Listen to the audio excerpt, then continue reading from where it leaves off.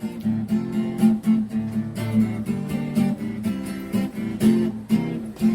10 utos ng Diyos ating sundin.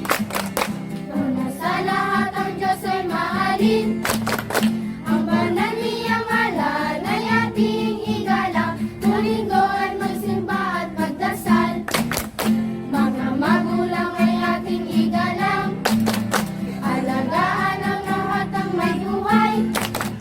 Pang-anim at pang-siyam tungkol sa kalinisan ng isip, ng puso at ng katawan. Pang-pito at pang-10 huwag magnakaw. Magsabi ng totoo ang pang-8. Pang-anim at pang-siyam tungkol sa kalinisan ng isip, ng puso at ng katawan. Ang 10 utos ng Diyos ating sundin.